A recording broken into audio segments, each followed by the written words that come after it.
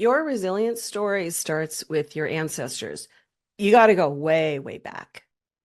Believe it or not, everyone alive today is the winner of the evolutionary game or lottery because our ancestors gained certain physiological, mental, neurological skills that we still survive on. How do we get resilient?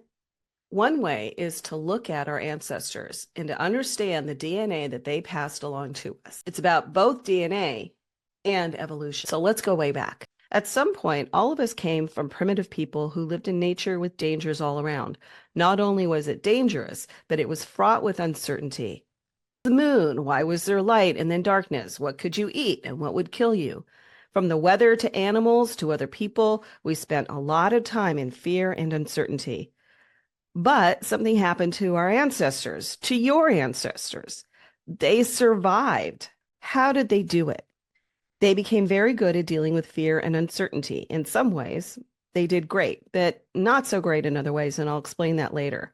Over the generations, the ones who survived did so because they were wise enough to heed their fears and to develop physical traits, nervous system traits to deal with those fearful things. They passed along their genes to you. If they felt threatened, a few things had to happen.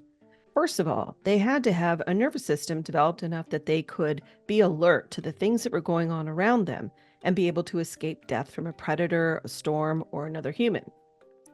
Number two, they had to have a fear center that would alert them and cause them to act, doing things like running away or fighting back.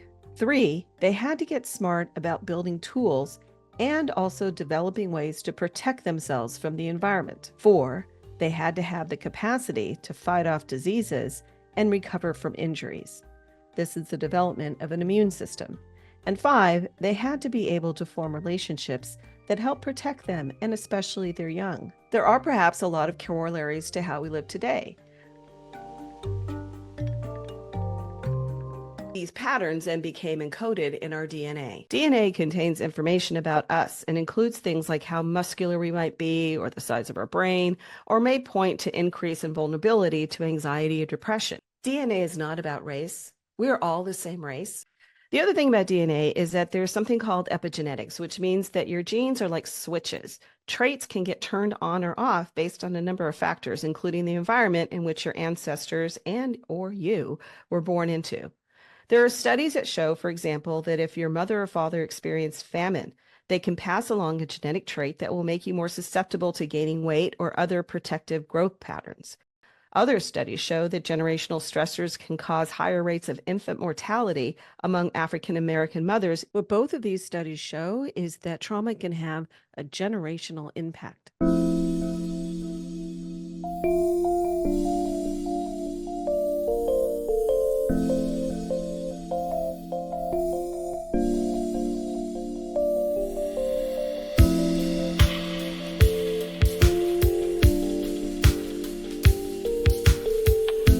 Something to remember about our ancestors and our past.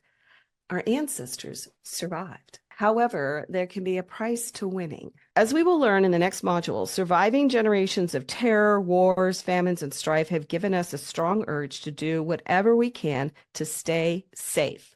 We were primed to be threat detecting machines, looking out for danger, being attuned to anything that can not only cause us harm, but cause us to lose our place in the hierarchy of power.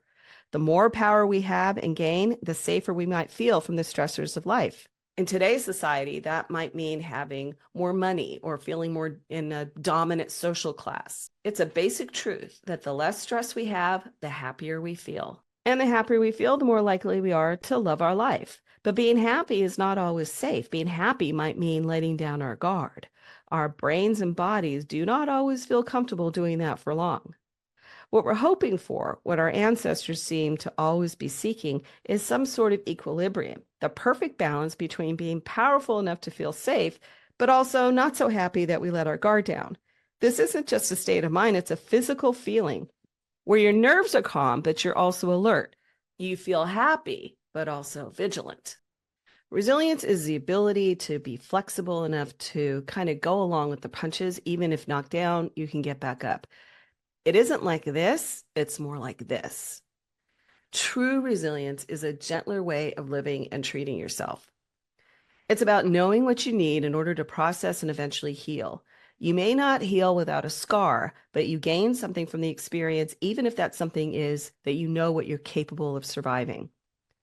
In the next module, we're going to talk about your silent partner, that part of you that acts without you knowing how or why, automatically causing you to physically move or freeze or shut down or run or fight like hell.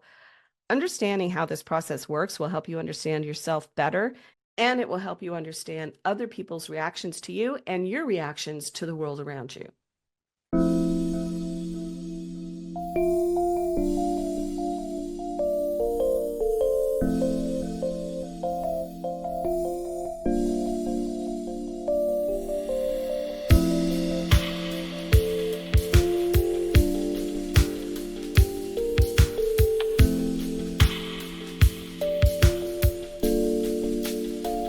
Go over to the next module.